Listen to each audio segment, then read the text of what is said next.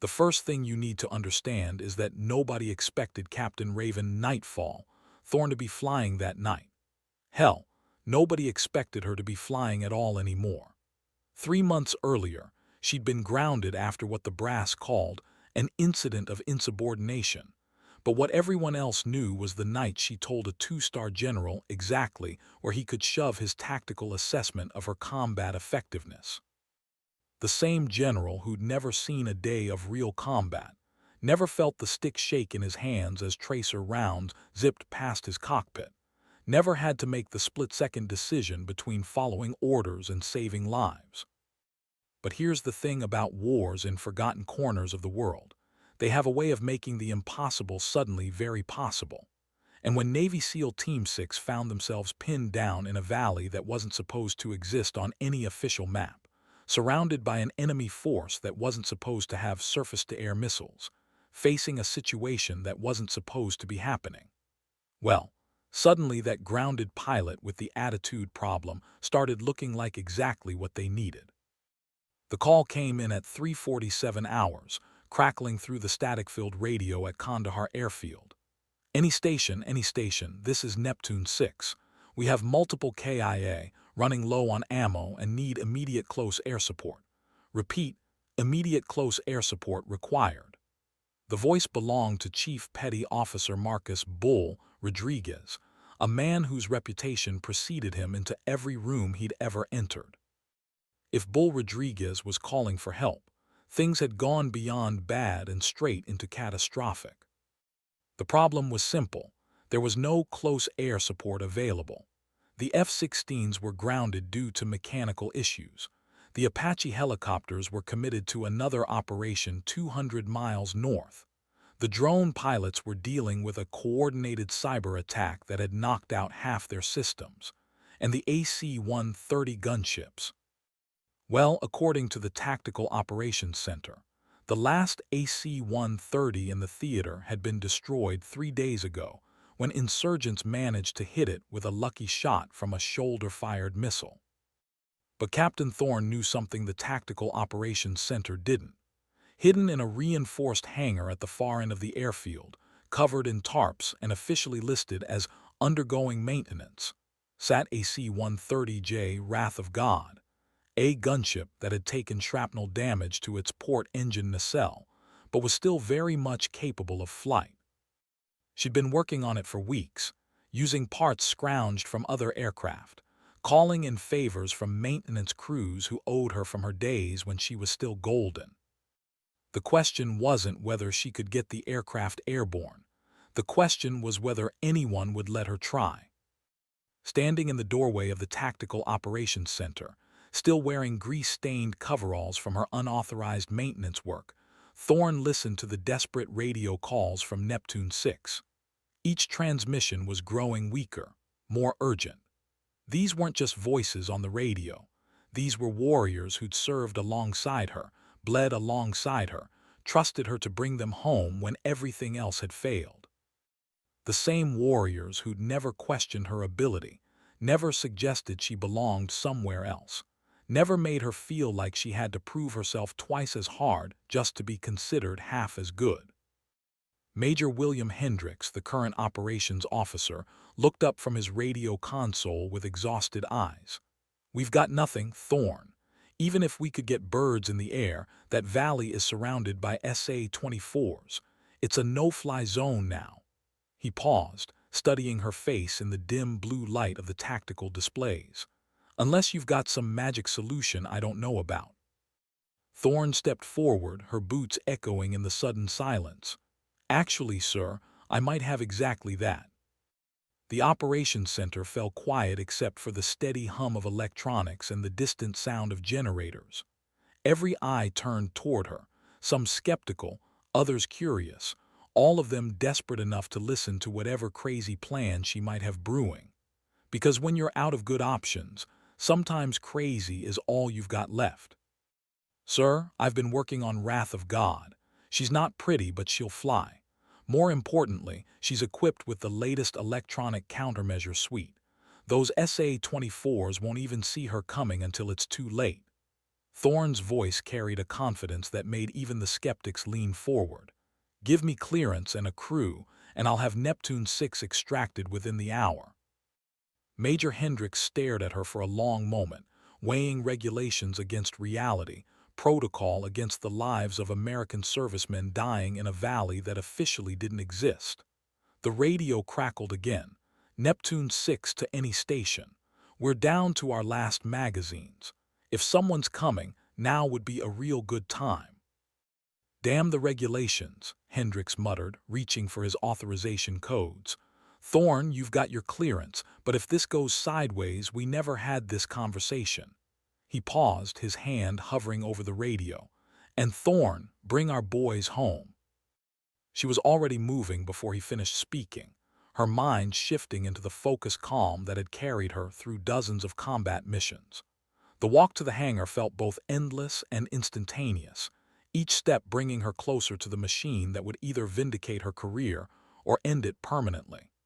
The AC-130J stood like a sleeping giant in the dim hangar, its angular silhouette both beautiful and menacing in the overhead lighting. Technical Sergeant Elena Vasquez appeared at her elbow, seemingly from nowhere. "Thought you might need a sensor operator who knows how to keep her mouth shut," she said with a slight smile. Behind her came Staff Sergeant Tommy Chen, the best aerial gunner on the base, and Master Sergeant Dave Preacher Williams, whose hands could coax performance from engines that should have died years ago. They'd been waiting for this moment, Thorne realized.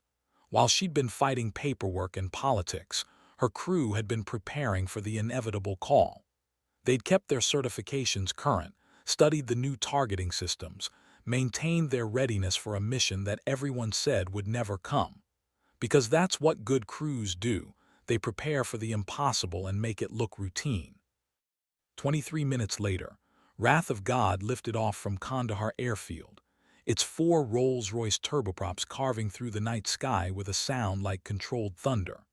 In the cockpit, Thorne felt the familiar weight of responsibility settling across her shoulders like an old friend.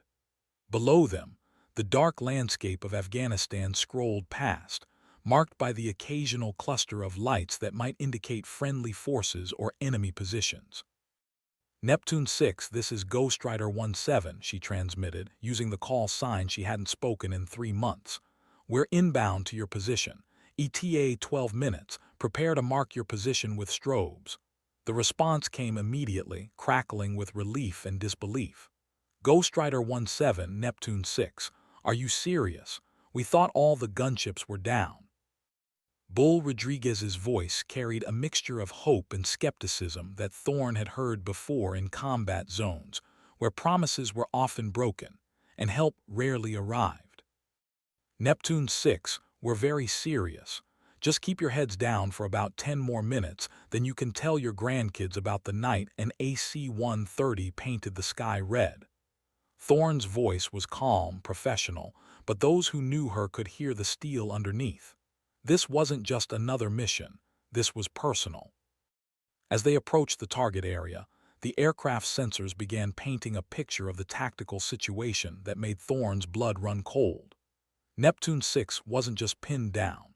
They were completely surrounded by a force at least 3 times their size, with heavy weapons positioned at every possible escape route. The enemy had turned the valley into a killing field, using the darkness and terrain to their advantage while systematically eliminating any possibility of ground-based extraction. "Jesus Christ," whispered Sergeant Vasquez from her position at the sensor console. "They're in a world of hurt down there." Her thermal imaging display showed the heat signatures of the SEAL team clustered behind inadequate cover, while enemy forces closed in from 3 directions. Muzzle flashes lit up the infrared spectrum like deadly fireflies, each one representing another round fired at American warriors who were running out of time and ammunition. But Thorne had seen worse situations, fought in battles where victory seemed impossible until the moment it became inevitable. She'd learned long ago that the difference between disaster and triumph often came down to one factor: the willingness to do what others wouldn't, to take risks that sensible people avoided, to fly into danger when everyone else was flying away. "Preacher, how's our bird looking?" she asked, her eyes scanning the instrument panel for any signs of trouble. Master Sergeant Williams' voice came back steady and reassuring. "All engines green, hydraulics nominal, weapons systems hot. She's ready to dance, Captain." There was something almost ceremonial about the pre-combat checks, each system verification bringing them closer to the moment when talking would stop and the real work would begin. The AC-130J banked into its attack pattern, a slow left turn that would bring its port-side weapons to bear on the enemy positions. This was the moment that separated the AC-130 from every other aircraft in the Air Force inventory. The ability to loiter over a battlefield, providing sustained, accurate fire support that could turn the tide of any engagement.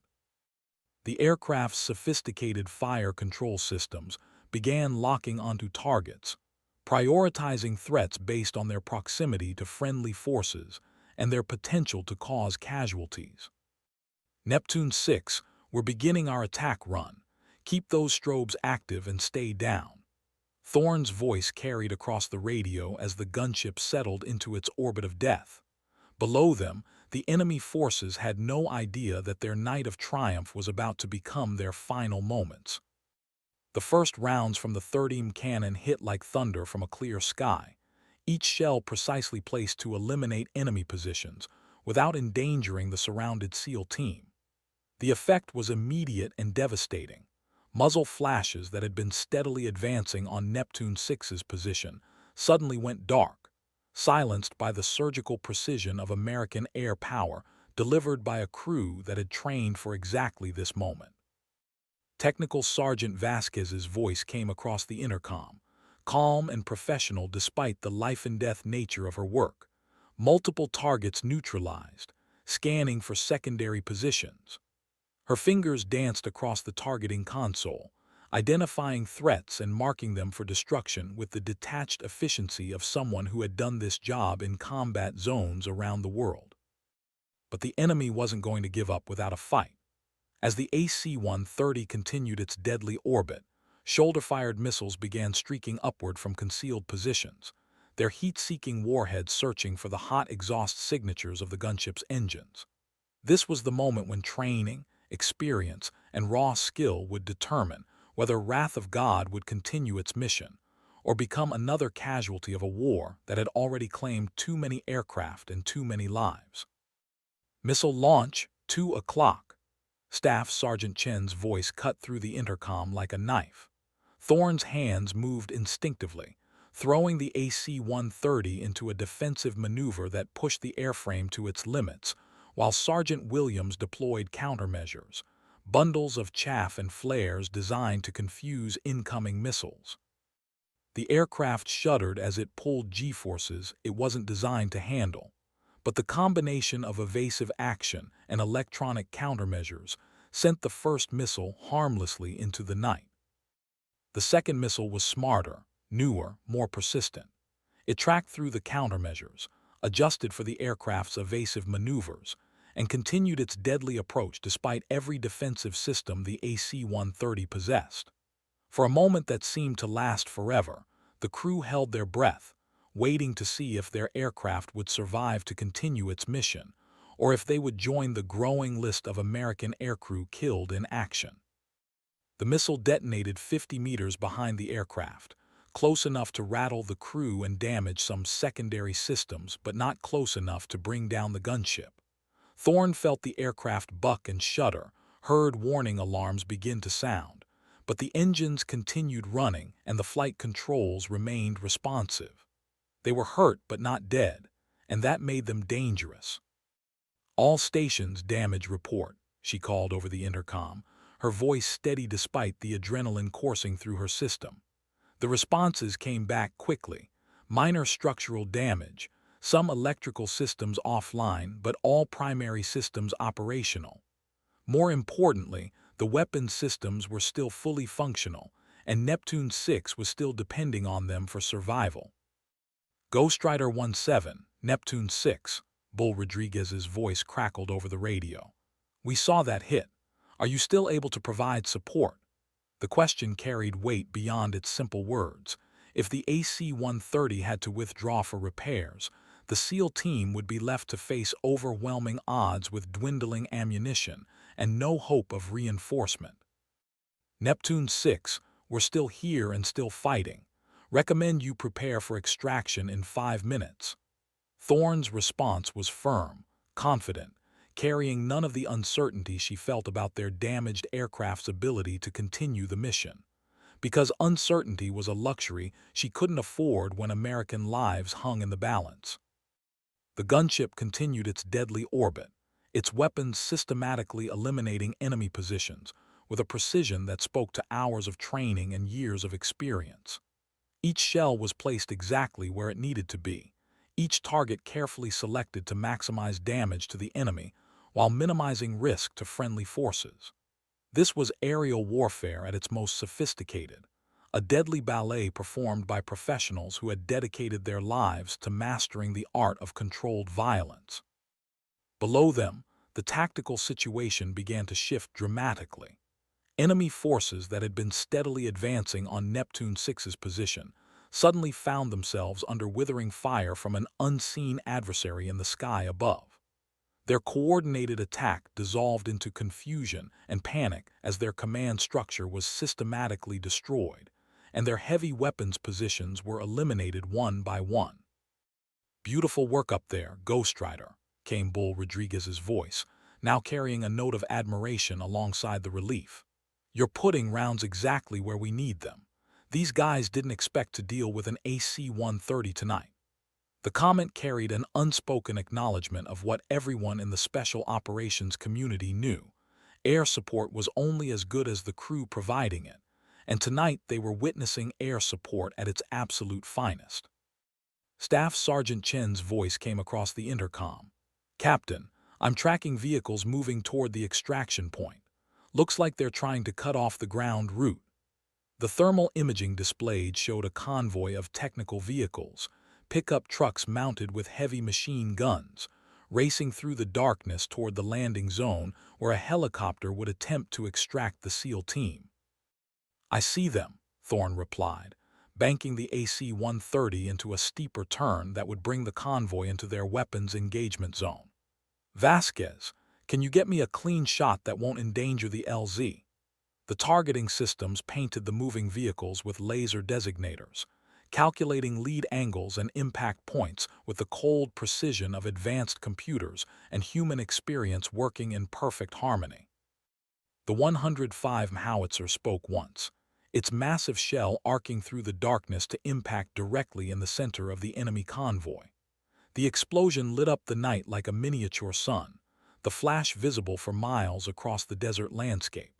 When the light faded and the smoke cleared, there was nothing left of the vehicles except burning wreckage and the satisfied knowledge that Neptune 6's extraction route was now clear. "Holy shit," whispered one of the SEAL team members over the radio, his voice carrying the awe of someone who had just witnessed the kind of firepower that existed only in military documentaries and war movies. "Did you just drop a building on those guys?"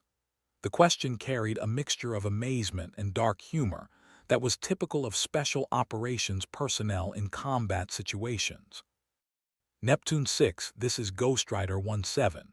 Your extraction route is clear and the LZ is secure. Helicopter inbound in 3 minutes." Thorne's voice remained professional, but those who knew her could hear the satisfaction underneath. This was what she had trained for, what she had lived for during her years of service. The moment when all the training, all the preparation, all the sacrifice came together to save American lives. But the mission wasn't over yet. As the extraction helicopter approached the landing zone, enemy forces began a desperate counterattack, throwing everything they had left at both the aircraft and the ground forces they were trying to protect. The night sky erupted with tracer rounds and rocket-propelled grenades as the enemy made one final attempt to prevent the SEAL team's extraction. The next few minutes would determine whether this mission ended in triumph or tragedy, whether Neptune 6 would go home to their families or become another casualty of a war that had already claimed too many good people. And hovering above it all, damaged but determined, Wrath of God continued its deadly orbit, its crew ready to fight until the last round was expended and the last friendly forces were safely away. Technical Sergeant Vasquez's fingers flew across her console as she coordinated fire support for the extraction, her voice calm and precise as she walked rounds onto target after target. Engaging mortar position. Grid 41, SMB 12,340, 567,890. Time of flight, 8 seconds. The third EM cannon responded immediately, its high-explosive rounds silencing the enemy mortars before they could rain death on the extraction helicopter. Master Sergeant Williams monitored the aircraft's damaged systems with the focused attention of someone who knew that mechanical failure at the wrong moment could doom not just their crew, but the people they were trying to save. Warning lights flickered on his panel, but the engines continued running, and the hydraulic systems maintained pressure. The aircraft was hurt but still fighting, just like its crew. The extraction helicopter, a MH-60 Black Hawk flown by pilots who were either very brave or very crazy, swept into the landing zone under covering fire from the AC-130. Its rotors churned up clouds of dust and debris as it settled onto the rocky ground, its crew chief already laying down suppressive fire with his door-mounted machine gun.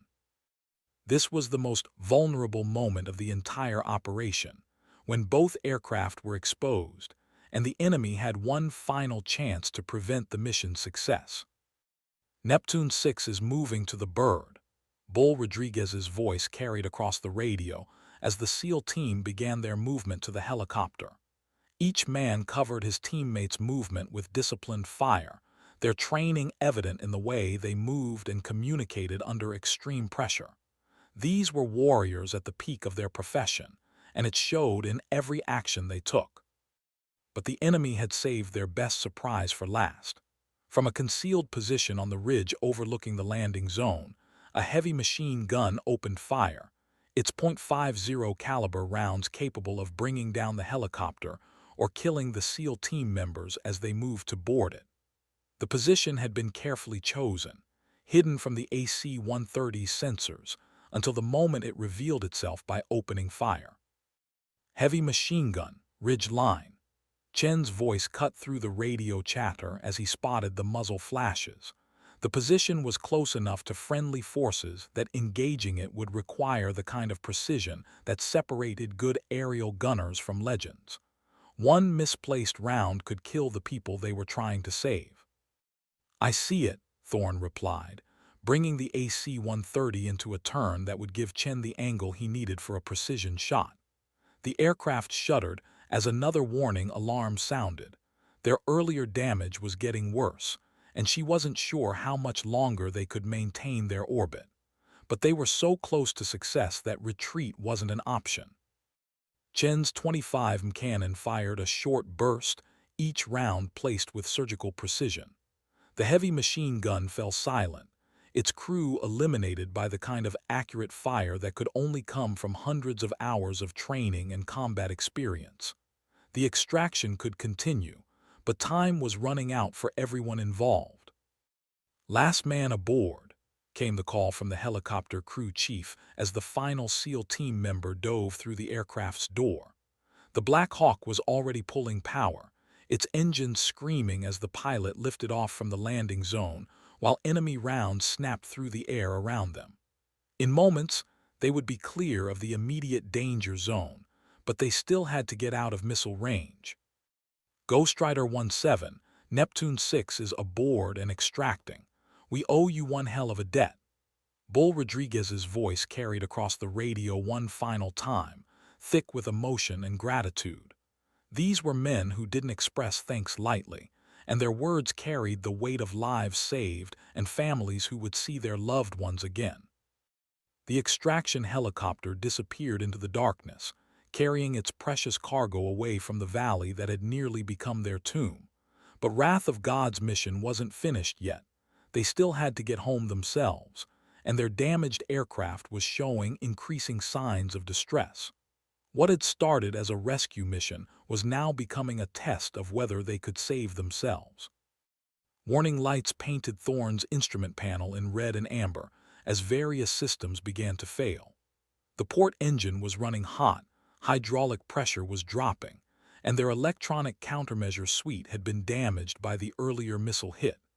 Getting home would require all of her skill as a pilot and all of her crew's expertise in keeping damaged aircraft flying when they should have fallen from the sky. "How are we looking back there?" she asked over the intercom, her voice steady despite the growing list of problems her instruments were showing. The responses came back quickly. Manageable damage, but they needed to get on the ground soon before something critical failed completely. "Kandahar Airfield, this is Ghostwriter 17, declaring an emergency. We're inbound with battle damage and requesting priority landing clearance." The radio crackled with the immediate response from air traffic control, clearing all other traffic from their approach path and alerting the fire and rescue crews. The approach to Kandahar was a masterpiece of flying skill and crew coordination. With one engine running rough and hydraulic systems failing, Thorne coaxed performance from the AC-130 that shouldn't have been possible. Her crew called out altitudes and airspeeds, monitored failing systems, and prepared for an emergency landing that would either save them all or end their careers permanently. The landing was harder than usual, the damaged aircraft touching down with a jarring impact that rattled everyone aboard but kept them alive. As they rolled out on the runway, fire trucks raced alongside them, their crews ready to deal with any emergency that might develop. But the skill of the aircrew had brought them home safely, completing a mission that would be talked about in military circles for years to come. As the engines wound down and the immediate danger passed, the reality of what they had accomplished began to sink in. They had launched an unauthorized mission in a damaged aircraft, fought through enemy air defenses, and successfully extracted a SEAL team from an impossible situation. More importantly, they had proven that reports of Air Power's death had been greatly exaggerated. Major Hendricks met them at the aircraft, his face showing a mixture of relief and concern. "Thorne, that was either the stupidest thing I've ever seen or the most brilliant. The investigation board will probably decide which one." But his smile suggested that he already knew what conclusion they would reach. The debriefing took hours, with intelligence officers wanting to know every detail of the engagement and maintenance personnel documenting every piece of damage the aircraft had sustained. But through it all, one fact remained clear. When American warriors needed help, the Air Force had answered the call, regardless of regulations, politics, or personal consequences. Word of the mission spread quickly through the special operations community. The same people who had written off Air Power as a relic of past conflicts suddenly found themselves reassessing their assumptions. The AC-130 hadn't just survived in a modern threat environment, it had dominated, proving that the right aircraft in the right hands could still change the outcome of any battle. Within 48 hours, Captain Raven Thorne found herself sitting across from the same two-star general who had grounded her 3 months earlier. But the conversation was very different this time, focused not on past mistakes but on future opportunities. The successful mission had created possibilities that hadn't existed before she proved what was possible. "Captain, I'm prepared to offer you command of the 4th Special Operations Squadron, effective immediately," the general said, his tone carrying none of the condescension she remembered from their previous meeting. "We need leaders who understand that sometimes the impossible is just another word for necessary." But Thorne's response surprised everyone in the room. "Sir, I appreciate the offer, but I'd prefer to stay where I am. Flying missions, leading crews, making sure that when our people call for help, someone answers." Her words carried the quiet confidence of someone who had found their true calling and wasn't interested in leaving it behind. The general studied her face for a long moment, then nodded slowly. "Very well, Captain, but understand that your actions have changed how we think about close air support in contested environments. That mission will be studied at every military academy and war college in the country." As she left the general's office, Thorne reflected on how much had changed in just a few days. She was no longer the grounded pilot with the attitude problem. She was the aircrew member who had proven that dedication, skill, and courage could overcome any obstacle. But more importantly, she had ensured that Neptune 6 went home to their families. The official citation for her Distinguished Flying Cross would use formal military language to describe her actions that night, but it couldn't capture the human element of what had happened. It couldn't describe Bull Rodriguez reuniting with his wife and children, or the relief in Technical Sergeant Vasquez's voice when she reported all targets eliminated, or the pride in Master Sergeant Williams' expression as he kept the damaged engines running long enough to get everyone home. 6 months later, when military historians began documenting the night that changed modern air warfare doctrine, they would focus on the tactical innovations and technological capabilities that made the mission possible. But those who were there knew the real story was simpler and more profound. When American warriors are in trouble, other American warriors will find a way to help them, regardless of the odds or the obstacles. The AC-130J Wrath of God was repaired and returned to service, its battle damage proudly displayed on its nose art alongside the mission markers that recorded its successful combat engagements. But the aircraft was just metal and electronics. The real victory belonged to the crew members who had refused to accept that rescue was impossible. Captain Raven Nightfall Thorne continued flying combat missions throughout her Air Force career, training new generations of aircrew in the art of precision close air support. Her call sign became legendary in special operations circles, synonymous with the kind of air power that could turn the tide of any battle when applied with skill and determination. Years later, when she finally retired from active duty, the ceremony was attended by dozens of ground forces personnel whose lives she had saved during her career. Bull Rodriguez gave the keynote speech, talking about the night an AC-130 painted the sky red and proved that American air power was far from dead. His words echoed across the assembled crowd. When the impossible became necessary, Nightfall made it happen. The lesson of that night in Afghanistan spread far beyond military circles. It became a reminder that technological superiority means nothing without the human element, the courage to take risks, the skill to execute under pressure, and the dedication to never leave anyone behind. These were the qualities that had built American military dominance, and they remained as relevant in modern warfare as they had been in previous conflicts. The valley where Neptune 6 had been surrounded returned to its previous obscurity, just another piece of desolate terrain in a country full of such places. But for those who had been there that night, it would always be remembered as the place where the impossible became routine, where a grounded pilot proved her worth, and where American air power wrote another chapter in its long history of turning the tide when victory seemed impossible. The story became part of Air Force folklore, told and retold in squadron-ready rooms and flight training courses around the world. Each telling added new details, new perspectives, new lessons about what could be accomplished when skill met determination.